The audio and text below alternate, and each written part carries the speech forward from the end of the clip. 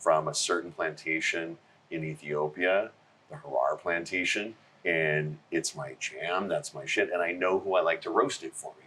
Like, we get specific about these things. Went from a time when I was a kid and you'd see a wine list, it was a list, it had 2 wines, a Hardy Burgundy and a Mountain Chablis. That was the red, that was the white. Now we have massive lists. We know the differences between Syrah and Shiraz, and we've got all these different things to choose from. We're teaching our palates and our minds to appreciate more things. Spirits have been slow to catch up with it, and it's been slow to catch up with it because it's been such an industrialized process. And all the big producers, they make commodities, they slap different labels on it, market it differently, but it's all bullshit. Hey, bourbon or bullshit? Yeah, pretty much all bullshit. And it's taken a lot of small craft producers coming in to create things that are of real value. Yeah. A lot of them now are about as fake as the big producers, but if you know how to sift through, you can find the real nuggets in there. So that's dope. I like that. Cool. What price point? Because I know you guys got a timer constraint, right? Yeah. If I show up late to a happy hour, I'm not going to cry. All right. So like, we'll do this. Yeah, cool. Yeah, we'll give this the time it needs to just sort of spread out. I appreciate that. Yeah, of course. I stop that.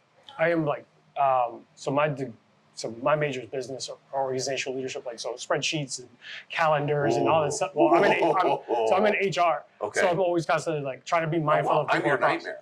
Oh No, you at work I am. Maybe. Yeah. I'm the least HR because there are times where I have to mute myself because what they said was hilarious. Yeah. And I have to act like nothing was said.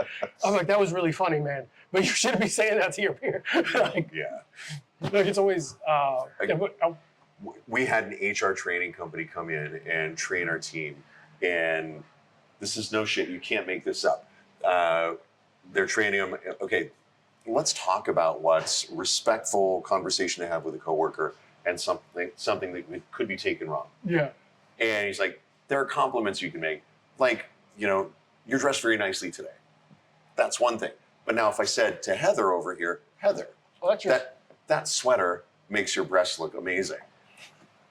He says this to an employee of ours named Heather, who happens to have amazing breasts and is wearing a tight sweater. All of the employees in the room with her realized how completely uncomfortable that made her to be called out for having amazing breasts. And this HR dude said this? Did this? Yes, he did. So a couple of people from the group get up, come out of the HR training process and let me know what took place. I fired this HR training company on the spot. I'm like, you're trying to train us to be better, and my team knows that you have offended my employee. More than you did. Yeah, more than anybody else could.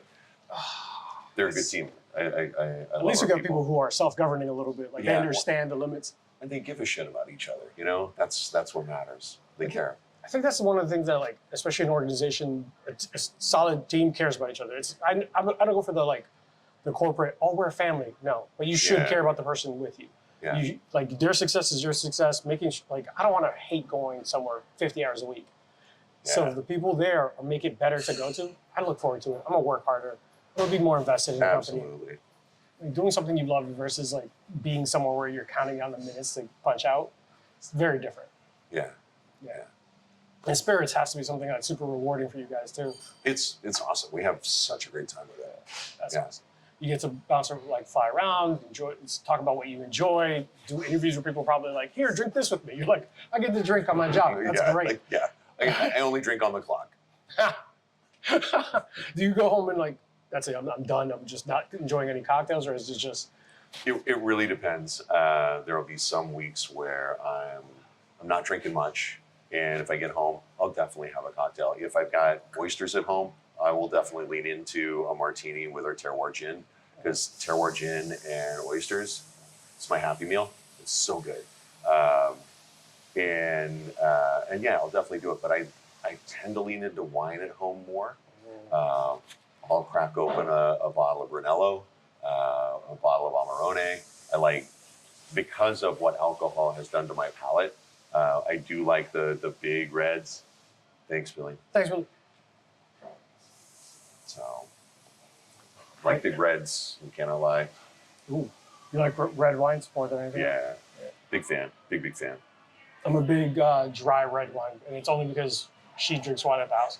Awesome. So when it's like, oh, we're gonna have like wine and steak, that's fine. Driest red wine you have. Yeah. I hate sweet stuff. So, oh yeah, I'll enjoy some sweet stuff from time to time, but like the Amarone.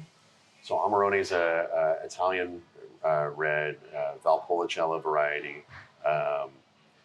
They harvest the grapes and then they let them dry on straw mats for like 6 weeks, and so they shrivel. They get more intense, and so you get this wine that's super extracted, lots of tannins, big body, but totally dry. It's crazy. It's so good. You get a good one, and it's the bomb. That sounds delicious, actually. Like, Yeah. I'm kind of, damn it. I might need more wine in the house. Yeah, one of these days, give that one a try. Cheers. Cheers. The new friends. Come on, motherfucker. Yeah. All right, I'm gonna go ahead. Aye, sir. I'll throw in the commercials and all that later. So, gonna introduce you and just talk about that. Okay. All right. Welcome into Bourbon and Bullshit. Today, I have the honor and privilege of being here with Lance Winsers, an award-winning master distiller and the creative force behind a lot of St. George spirits in Alameda, right. California. Known for his unconventional, innovative approach, Lance brings a deep passion for craft spirits and a background in brewing science to his work. Here, I actually got the real great hookup of knowing Billy Maskers and them at the Courtesy, and they have an event today in beautiful Winter Park. And I said, is there an opportunity that I could spend some time with Lance and get to know a little bit more about him? So and Lance, here we are. Here we are. Yeah. Lance, how are you, man? How's everything going? I'm doing great. This is it's been a lovely day. Sort of a completing the circle for me because I went to school just outside of Winter Park in 1985. Really? Yeah. Navy had a training center here, and their nuclear engineering school was right there in Orlando, right at the back door of Winter Park. And so I was there for 7 months, intensive nuclear engineering training, and had an amazing time here. I probably drank more in those 7 months than I have in the years since. It was a pretty good time. That sounds. So it's great to be here. Florida is known for a lot of drinking, Yeah. to say the least. Yeah.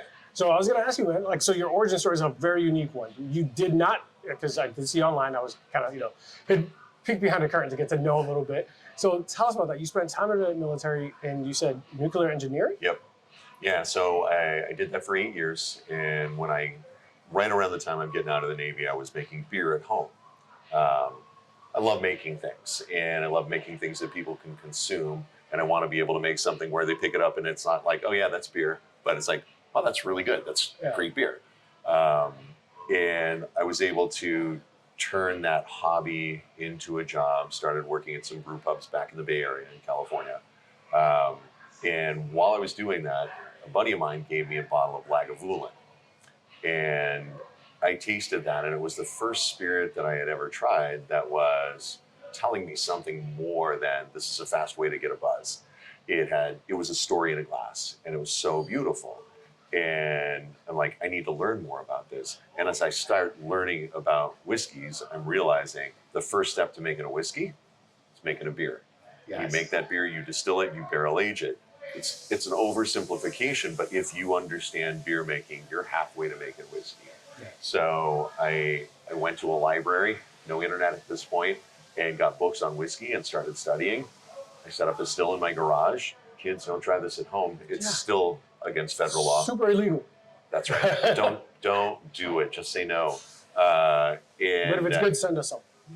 And if it's good. Made this whiskey, and I'm like, this is good. I don't know why it's good though. And so I reached out to St. George Spirits. I knew St. George by reputation, and I knew that Jorg was Jorg, the founder of the distillery and master distiller at the time, was one of the best distillers in the world. Yeah. So I showed up with a bottle of whiskey as my resume, dropped it on his desk, and I said, this is what I want to do with my life. My timing was perfect. The guy who had been operating the stills for him, Bill Mansart, amazing human being, Bill was ready to retire. He had retired from the Navy, went to work for the phone company, and then retired from the phone company and didn't like sitting still for very long, so went to work for York and was running the stills for him. He was ready to be done. He was ready to retire in earnest. And York said, look, we'll try you out for a month, see what happens. Okay. And short leash. Yeah, and if Bill says that it's working out, then we'll bring you on full time. Next day, I quit my job at the brew pub. I'm like, it's either this or nothing. Month went by, and then 30 years went by. And here we are. Fastest 30 years of your life. Yeah, and the best. It's such a great time because, like, I jump in and, like, in a very Mr. Miyagi fashion, I say to York, I'm not Mr. Miyagi in this instant. I'm Ralph Macchio, right? So I say to him, hey, I want to make this whiskey. He's like, great. Go distill those pears. Go distill those cherries. Wax on, wax off. And what I'm learning at this point is a love of distillation. Of the process. So by the time we're done with all this fruit that we're working with, I have a much deeper appreciation for the process. And so, like, all right, now let's start making whiskey. And so we approach it from a totally different perspective. And that perspective is, let's make something that is delicious before it hits a barrel. Let's make something that you'd want to drink before it hits a barrel. And that's where the ideology for all that whiskey came from. That's a great idea. Excuse me. That's a great idea, to make sure that it's something you could enjoy, and how, like, not something that you're forced to enjoy because it's going to get you drunk. Like, exactly. Something this is a great product before I even make it something deeper and something stronger. What was his reaction to when you showed up with that bottle of whiskey? Because you made it sound like you didn't show up with any pieces of paper. You just showed up, just, here you go. So we popped the cork on it, poured it into a glass, and Jorg smells it, tastes it, makes this kind of non-committal poker face, and then looks at me and says, that's inoffensive. And I'm like, that wasn't even a great guy. Yeah, I'm like, fuck, this guy's hardcore. That broke my tiny little heart. And what I realized over the next 2 years as I'm tasting through things with Jorg is that he's a super harsh critic, and is a great self-editor. Yeah. So as he's making things, there are things that, like, he's making, he's like, no, this is not good enough. I went through the back of the distillery in my first year, and I'm like looking at all these different tanks and barrels of things, and I would ask him questions. What's going on with this tank here? And he's like, yeah, we made that a couple of years ago. It's not good enough. We're not going to bottle it. And you can't just run it down the drain because you're liable for taxes on it. That's true. And it was not good enough for him to put his name on it. So he had these high standards. He had bought 40,000 pounds of fruit to make that one tank. He put in all the work and all the time. He wasn't about just trying to make the money back. He's trying to establish a great reputation. So these are a couple of things that we learned from him that I think make us the company that we are today. 43 years of history, and we are zealously guarding that reputation. And any one day you can completely fuck that reputation up. All it takes is one misstep. One misstep. Consumers are a finicky bunch. You fuck one goat. Yes. One you goat. can build all the bridges in the world. Every day, you fuck one goat. You're always going to be known as a goat fucker. Filthy goat fucker. Filthy goat fucker. Yeah. That was for my wife, Ellie. She loves that one. But it's true, though. Especially, we joke on the show. We've had a couple episodes where we talk about what's that one spirit that you could never touch again because you had a bad experience with it. And it could have improved drastically years over years. You don't know, because I'm never going to try it again. So that one misstep lingers with people, and they'll tell their friends, and they'll tell when people come in and drink with them, I don't drink that, it's swill. Yeah. Don't drink that, it's trash. And not being associated with bad products is great. Yeah, precisely. Yeah. Because that consistency also produces all those awards. You 5 times James Beard Award nominee. Yeah. Didn't you just get win Whiskey Maker of the Year or something? I was inducted into the Whiskey Hall of Fame. Whiskey Hall of Fame. And that's forever. That's forever. Look, yeah. That's a big deal, man. It's a pretty big deal. I have a hard time figuring out how to react to that sort of thing, because, like, on the inside, I'm just, like, ready to explode. It's like, yeah, it's so cool. But you know, Keep drinking, it'll get there. Yeah, thanks. Yeah, no, it's a huge honor. To be able to go from a kid who loved whiskey to being recognized for making good whiskey. Like, that's cool. I love that. You're It makes me very happy. Distiller of the Year by Whiskey Advocate. Yeah. Yeah. So this is it's not like you're new to these awards, man. Like, you should praise it. Like, Yeah. well, be happy. But, yeah, when you no, get home, you can do the backflips. Yeah, I'm super happy about all that. It's really cool, and it's what I love about that is that it's validation of the fact that we're taking a different path. One of the things I think it's important for me to say whenever I'm talking to anybody about what we do is that we tend to treat spirits as a conversation or a form of self-expression. And if I'm going to express myself, I don't want to say something that somebody else has already said. I'm going to steal that. Yeah, do it. It's you cannot steal that which is given freely, my friend. So there it is. It's yours. That's not. But it's a form of self-expression. It's a form of. I can't paint. I can't draw. Really can't do interpretive dance. You don't want to see it. But I can distill the shit out of something, and I can pour my heart out into that spirit. It's one of the reasons that, like, if somebody tastes something and they're like, oh, I take it personally. I take it personally. Oh. And I have to accept that, though. It's part of the whole gig. You know, if you put your heart into it, you have to prepare to have it trampled sometimes. But when I get compliments, it's like, I'm so happy about it. I'm like, especially when people connect with it. I don't want somebody to say, oh, that's smooth. I want them to say, this is transporting me somewhere. This reminds me of when I was in this place or this age or I was doing this. I'm like, yeah, that's what we want. We want something that's evocative. I feel like you've listened to my show and you don't realize it. Because you know, if I had been given more heads up, and this is not on you, it's just on the fact that this came together so quickly, I'd have totally been listening to it. So all good. Thank you. It was cheers again. Cheers to you. One of the things we talk about is that those three universal languages. I'm gonna repeat it every episode I can. It's music, food, and spirits. Yeah. Because it always transports you to this place of happiness. It's this nostalgic feeling of I have this memory associated with this drink. I have this night where I remember the time I had an old fashioned with my friends and we were here at the Courtesy. Or hey, I was here at Forward Slash, which makes fantastic products and they're up the street. I was just there before I came here. Really? Yep. Oh, I love those guys, and their stuff is so good. And they're really cool about what they do. I feel like when you learn about somebody's ethos and you find out that they're coming at it from the right direction, it's like, fuck, this feels good. And they don't compromise. They're good people. Yeah. And we'll get to them in a second because I have a whole tangent about supporting local. But I like to bring that nostalgic feeling of like, hey, I remember this meal. Or it's when you think about your feel-good meal, it's never, not always. When I ask these people and our guests, hey, what's your deathbed cocktail? Hey, what's my last meal on earth? And they're like, oh, it's my mother's grits. Or it's this pernil that my mother made. Or it's something that connects them to a memory. Yeah. The food, in the grand scheme of things, is pretty solid, but it's that memory that's associated with it. Absolutely. And you're talking about things that bypass all of our logic circuitry in our brain and go right to our emotional response. And so that's the real magic. So, you know, that food takes us to a memory. The smell of the spirit takes us to a memory. Music, you can have music that has absolutely no lyrics and either the beat and the groove are just getting into you or you can have like a mournful violin that has this emotional resonance to it that takes you somewhere else.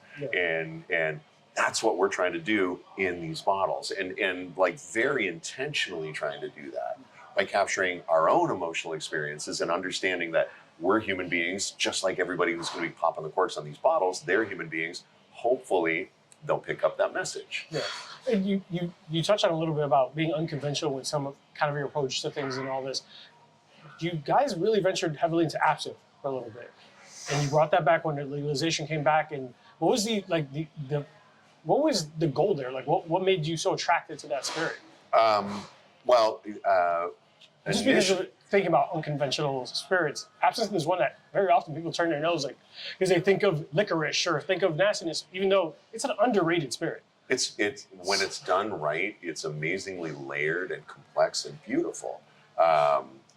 drawn to it because the fact that, first of all, it was an illicit spirit, and I like breaking rules. I like to be a bit of a rogue, and it wasn't available anywhere. And when I first started at the distillery, you couldn't order things like that on the internet. I couldn't afford to fly off to Prague to get a bottle, which I'm glad for because it was probably garbage that was coming out then. But I had access to a still. I had access to all the ingredients, and I had a recipe for the original Pernod that I found in a Scientific American magazine. And so I'm like, I'm gonna give this a try. And the first time I went straight off the recipe. If you're gonna cook something at home, but you wanna make it your own, you try a recipe first so that you understand the basic. It's sort of like an interpretation of, there's a Picasso quote, learn the rules like a pro so you can break them like an artist. Yes. You know that one? Yeah. It's one of my favorites. You're And definitely speaking my language.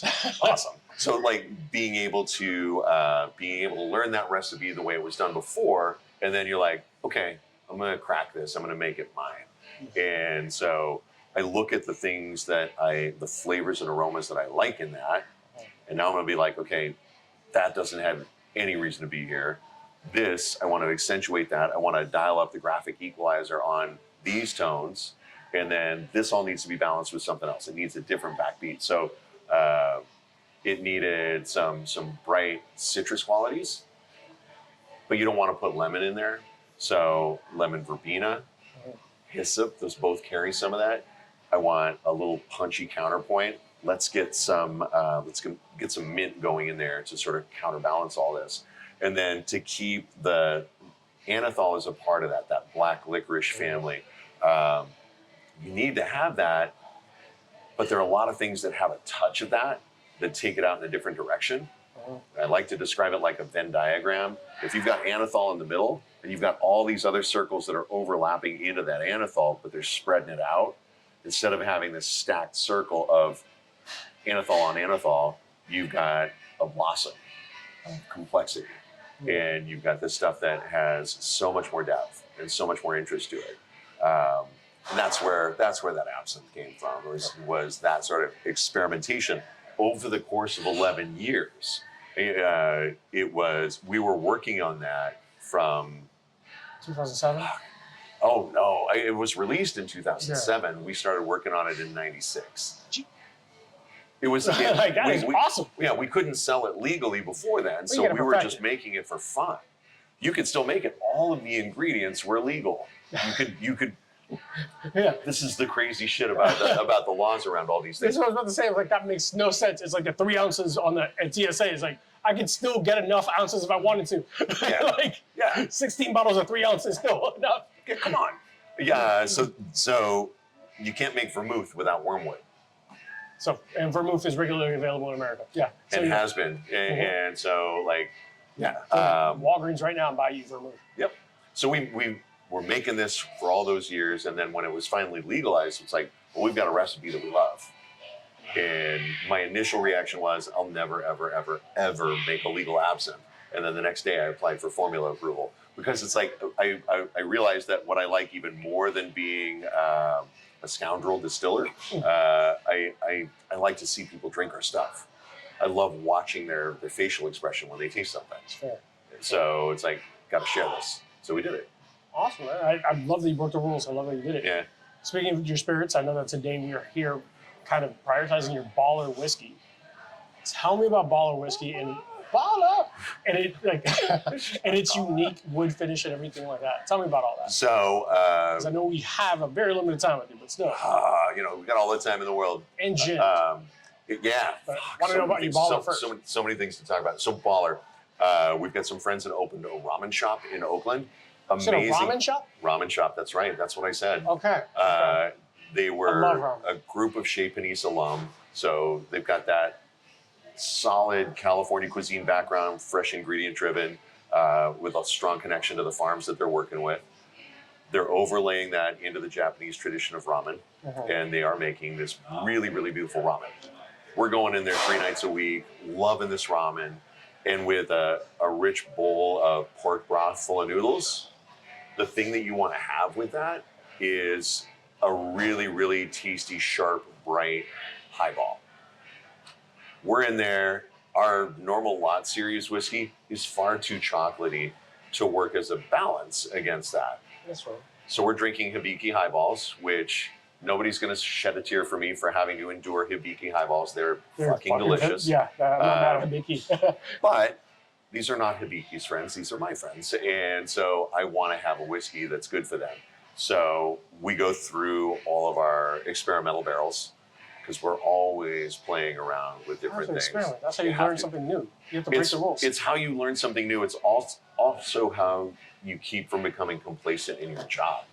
If you show up and you're pushing the same fucking button every single day, you're going to lose track of what's important and you stop giving a shit about things.